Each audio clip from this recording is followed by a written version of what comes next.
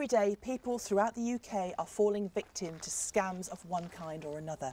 It's estimated £9 billion is lost to fraud and scams each year, and around half of the UK adult population is likely to have been targeted by a scam. But that's not the only cost. It's always the most vulnerable people who are the con artists' targets.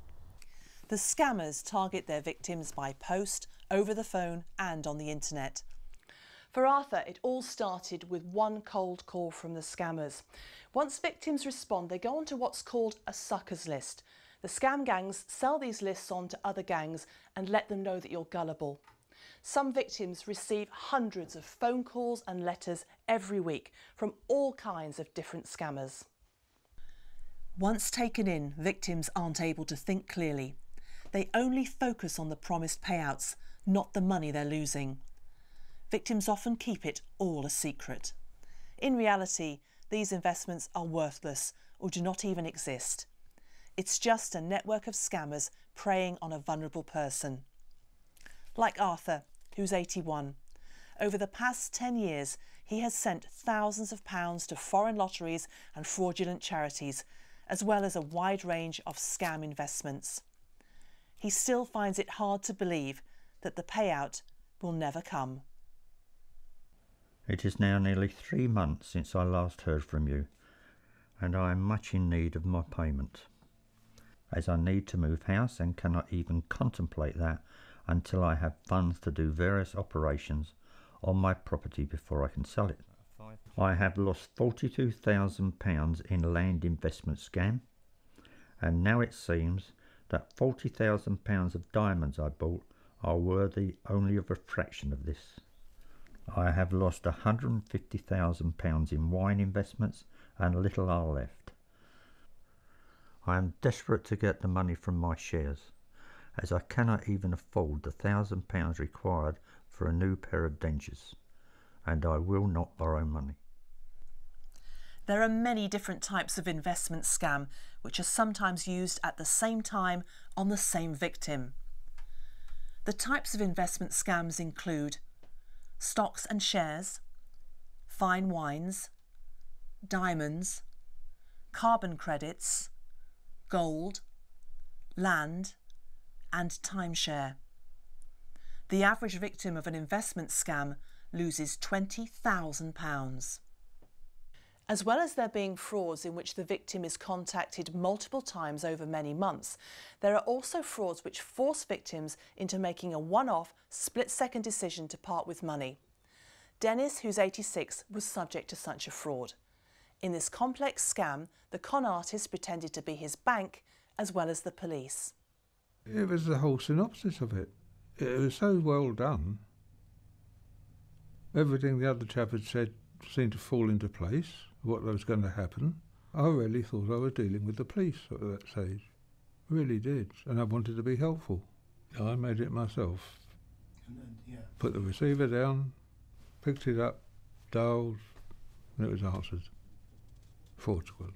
I must have been a fool to give my credit card up just like that to someone that I don't really know.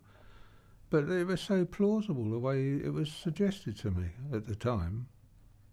If you're on your own,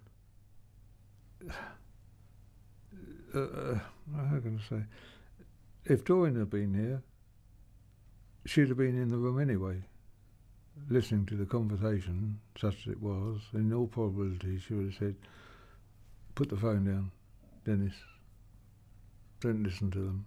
We don't want to get involved in anything they could say. And I feel that it is the elderly people that are getting caught all the time. And unless you've got someone else to stand by, what can you do? I won't have anyone coming around it. Well, there's notice on the door, obviously, but I'm not going to entertain any more with going to entertain any other callers on the phone now, coming around or whatever suggestions to buy this or buy that, because it's nearly always a fraud. Nearly always.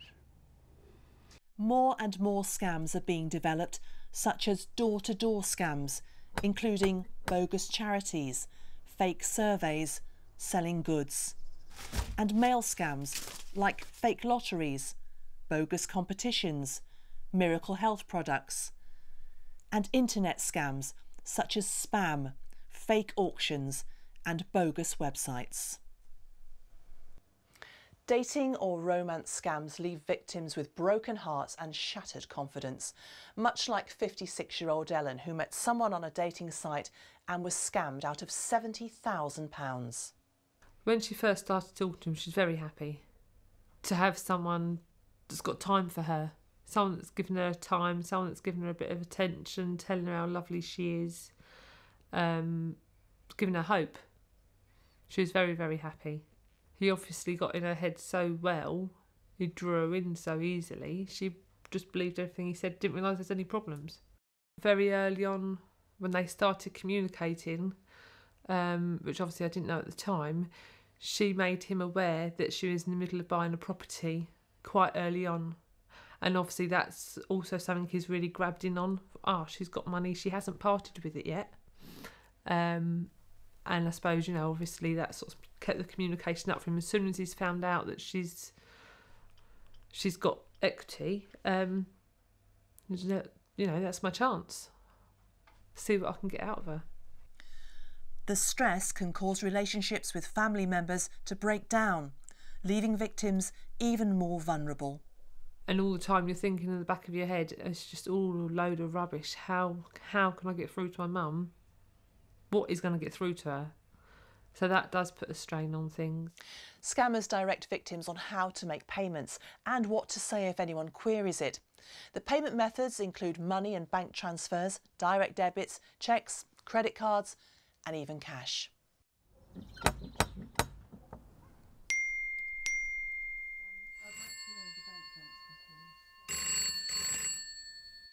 I do hope you can give me some good news soon. I do not know how much longer I have got on earth, and all my worries are causing me terrible stress.